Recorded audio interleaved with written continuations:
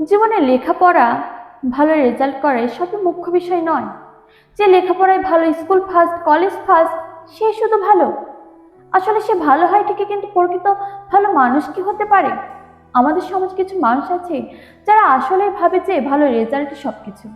ছেলেমেয়ে পরীক্ষায় খারাপ রেজাল্ট করলে বাবা মা বকাবকি করে, মারধর করে, যা নয় তাই বলে, বাড়ি থেকে বের হয়ে যাও, এমন কথাটাও তারা বলে দেয়।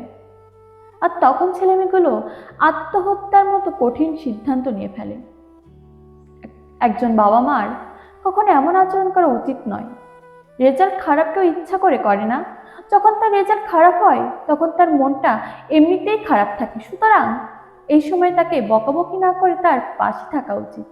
প্রত্যেক বাবা মার তার মন ভালো করার চেষ্টা করা উচিত। জীবনে ভালো রেজাল্টই সবকিছুর ঊর্ধ্বে নয়। এভাবে একজন ছেলে মেয়ে রেজাল্টের পিছনে দৌড়ে যায়, না পারে ভালো মানুষের মতো মানুষ হতে, আর না পারে নিজের ভেতরে যে প্রতিভা আছে সেগুলো প্রকাশিত করতে। নাচ, গান, আবৃত্তি, ছবি আঁকা ইত্যাদি কত রকম প্রতিভা থাকে, এসবের প্রাধান্য দেওয়া উচিত। সবাই যে সব দিক দিয়ে পরিপূর্ণ হবে তা নয়। যারা ভালো ছাত্রছাত্রী তাদের যে সব গুণ রয়েছে তা নয়। হ্যাঁ, সে হয়তো পড়াশোনায় ভালো, কিন্তু অন্য সাইড থেকে সে পিছিয়ে রয়েছে।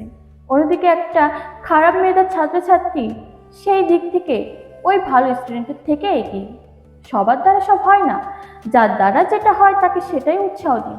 তাই সন্তানও তার প্রতিভাকেও গুরুত্ব দিন, শুধু তার রেজাল্টকে নয়।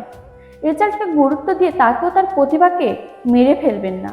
তাকে তার মেধার পাশাপাশি তার যে গুণ রয়েছে, যে প্রতিভাগুলো রয়েছে তাই নিয়ে তাকে সামনে এগিয়ে যেতে সাহায্য করুন।